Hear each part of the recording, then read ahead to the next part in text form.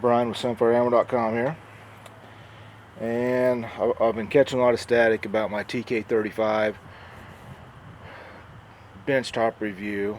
Everybody wants to see the beam on it, so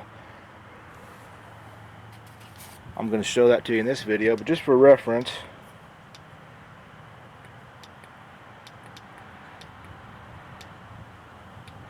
I'm going to start out with the TK40 because the TK40 is pretty close in output, although it has a little less than the TK35. So here's the TK40. It's on low mode. Remember, if you watched the previous video, my compost pile out there is about 165 feet. So on low mode, the TK40 looks pretty similar to the Maglite. Go to medium, go to high, and really the high with the TK40, it looks about like the turbo on the TK50. And there we go to turbo mode. The turbo, we're at the 600 plus lumens on the TK40. So let me click this off and get out the TK35. If you see some light here, it's because, okay, so here's the low mode on the TK35, pretty similar to the TK40. There's medium, pretty similar. There's high. And I think if you'll notice on the TK35 here, the high mode,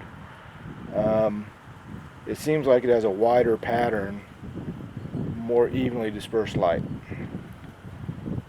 So there is the turbo mode on the TK35.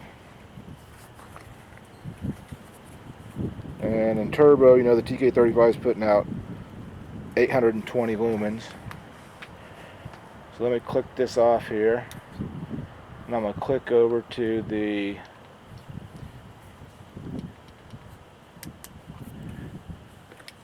TK40 to compare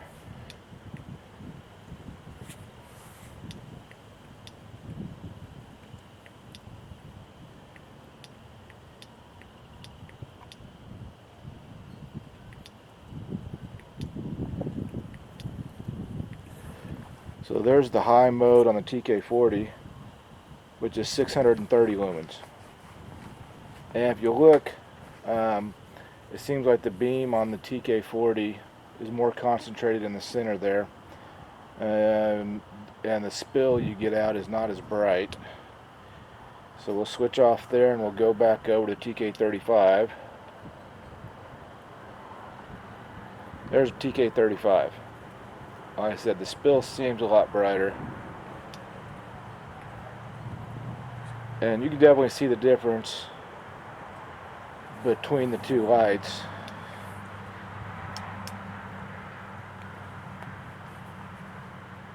You know, you can see the difference between the 630 lumens and the 820 lumens. Weight-wise, the TK35 is significantly lighter and a lot more compact in your hand, and it's just a sharp light. It's a great design, comfortable in the hand. It has the one tail cap button for on-off function, and the second tail cap button to go through the modes. And on all these lights,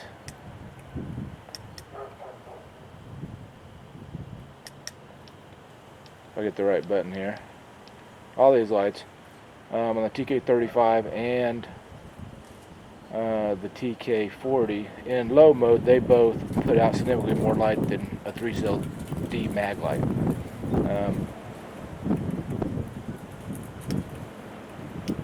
And if you're just curious,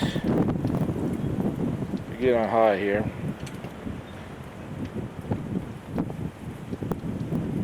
and I'll give you a little comparison between the TK35 and then the TK50. So there's the TK50, the 2D cell Fenix light on high, and then there's the TK. Oh, I hit the strobe mode. Sorry about that. If I can figure my buttons out here. I'm trying to hold 2 flashlights in the dark and run my camera. My neighbors are saying, what the heck is he doing? Luckily the houses aren't too close. TK35.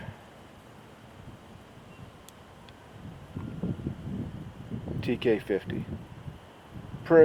Pretty impressive. They're both impressive lights. I mean, serious light output for the money.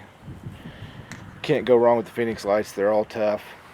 And if you look at the ratings on them, their ratings are really close. The one interesting thing on the Fenix lights is that when all the flashlight manufacturers started going to the new ANSI ratings, none of the Fenix lights, the ratings didn't change on them. So they were all rated pretty close to their output using their previous test methods. So hope you enjoyed it, and hope that satisfied some of you guys. Like I said, I'm not an expert on the beam, so I don't measure the light output and all the fancy charts that the guys over at Candle Power